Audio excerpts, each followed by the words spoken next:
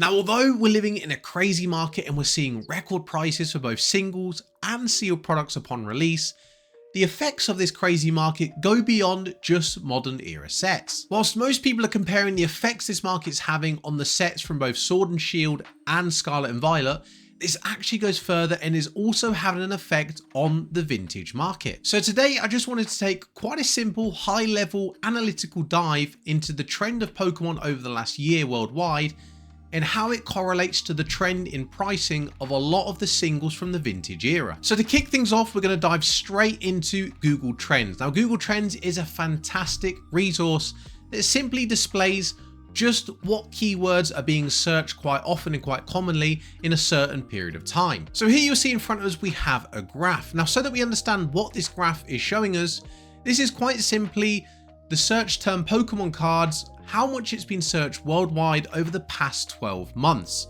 Now, as you can see, it might be a little bit complex to understand what it's exactly showing us. So right here, it's simply telling us that if the value of 100 is the highest peak during that period of time that we're looking at over the last 12 months, the other values on the graph are displaying pretty much as a percentage just how much the term was searched in that period of time in comparison to its highest point.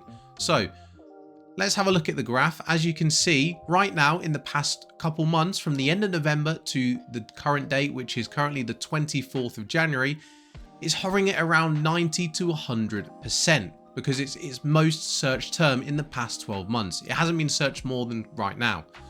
As you can see, throughout pretty much the whole of 2024, it was hovering at around 30%, right? So the term Pokemon cards was searched globally only around 30% in comparison to how much it's been searched in the last couple months. So this is a fantastic indicator just to show us how much of a plateau there was throughout the year of 2024 and to show when exactly it started to escalate and just how strong the Pokemon TCG is performing now and how much it's been searched globally. So if we draw a bit of a line of best fit over this graph, just over the last 6 months or so, as you can see here, it's pretty much done that, right? It's pretty much plateaued at the beginning and then it's risen until its highest point around the current time we're in now. Guys, it was only a couple days ago I was making a segment for a video where I thanked all of you for 100 subscribers. Here we are 2 days later and I'm almost ready to make another segment thanking you for 200.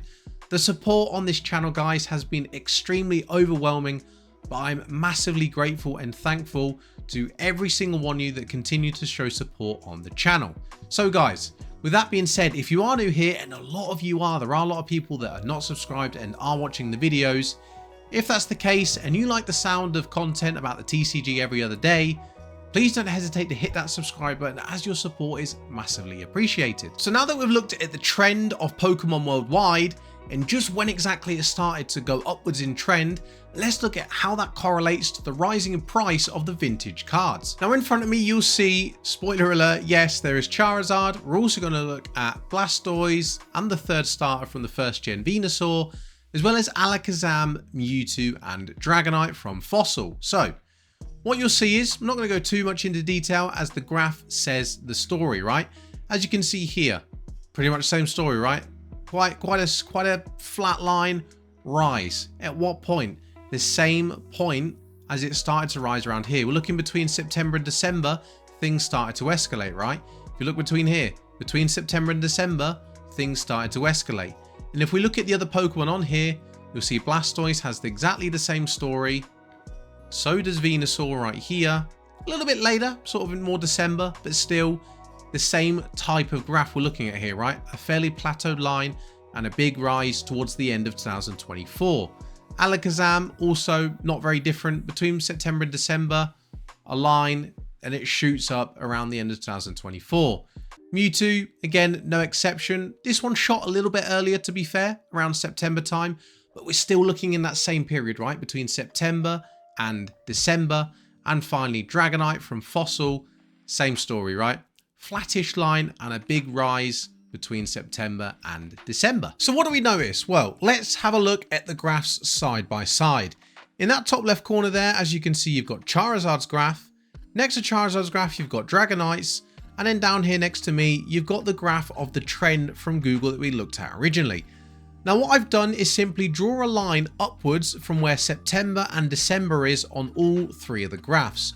What I've then also done is more or less roughly pinpointed the point at which in every graph the rise starts to pick up. And as you'll see, it's pretty much the same spot on every single graph. It's pretty much bang in the middle. Now we can see those three graphs next to me still, and we can see just how well they correlate. They're all pretty much got the same curve upwards at the same period of time.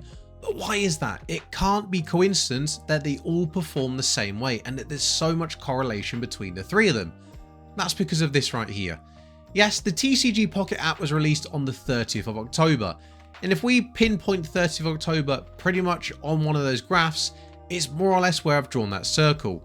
The 30th of October being the end of October, and also the beginning of November when a lot of people were bought into the TCG Pocket app, is more or less smack bang in the middle, just where I've drawn those circles on those graphs, when the graphs started to rise. Now returning to the middle of my screen where I for sure feel a lot more comfortable, what effect has the TCG Pocket app being released had on the vintage market? How do the two correlate? Now that's a good question. The TCG Pocket app, and I've noticed this through a lot of Reddit posts and a lot of posts on social media in general, as well as word of mouth, just simply speaking to a lot of friends and people I've known for a long time, the TCG Pocket app is basically opened that door to people that have not been interested in Pokemon for many years to start collecting again. Perhaps it'd be quite overwhelming for someone returning to the hobby after a long time, or even if you're just new. The way Pokemon is now is very, very different to how it was back in the late 90s and early 2000s. Therefore, people returning would find it a lot easier to do it digitally, right? With the release of the TCG Pocket app, it's extremely easy to log on every day, open a couple packs, maybe engage in a couple very simplified ways to battle, and get into collecting again. So where does that go from here? Once they get that feeling again, once they get that desire, that satisfaction of collecting Pokemon cards again, and seeing just how cool they are and how beautiful they are, that's when the desire grows within these people to think, you know what? I want to start collecting the real Pokemon cards again. So when they suddenly are filled with this desire to start collecting real Pokemon cards again, are they going to opt for this overwhelming world of new cards where you have IRs, SIRs, ultra rares, gold cards, you name it, right? Or are they going to go back to basics? The nostalgia they have for these original Pokemon cards, the base set, your Jungle, your Fossil, Gym Challenge, Gym Heroes, Team Rocket, etc, etc. These are the cards that made their childhood and will always occupy a place in their heart. So these are the cards they will go back, look at, and have desire to pick up again, which is just why the vintage market, yes, due to this, but also due to the fact that, yeah, okay, the market in general is performing really strong. And of course, vintage cards are going to ride that wave of the market as well. So we've had a look at how Pokemon has trended throughout the last year and a graph to demonstrate that, as well as how that graph correlates to the graphs of the prices of some of the cards from the vintage era. Now, what does this mean for us? Right now, it's a seller's market. As you see prices rise, it's your time to sell vintage if you're interested in that. If you just want to keep your vintage cards, you're happy with your binders, you're happy with the cards you've got, and you're never planning on selling them, don't keep them. If you're happy, that's the most important thing.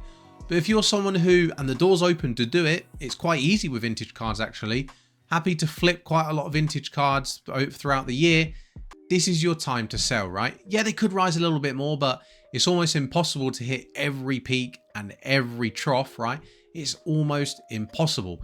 But right now, it's a seller's market for vintage cards as the prices are quite inflated. They will go down once the market dies out a bit. Right now, we're in a hugely inflated period of Pokemon, as we all know. Thanks to Prismatic Evolutions, Surging Sparks, etc, etc. We're aware of what's going on, right? So the time will come again when these prices drop off, and that will be your time to pick up vintage cards again. Anyway, that concludes today's video, guys. I've thoroughly enjoyed taking a look back at some of the cards from my childhood, and I'm really happy to see them performing well in this market. Guys, as always, if you have enjoyed the video, please don't hesitate to hit that like button, as your support is massively, massively appreciated. As before, guys, if you are new here and you do enjoy TCG content, please don't hesitate to hit that subscribe button. Guys, I have a really good new series going where I give you recommendations on 10 cards under certain values. So if you want to watch them videos, they're right there. Guys, as always, thank you very much for watching. I'm Pokechala. I'll catch you in the next one.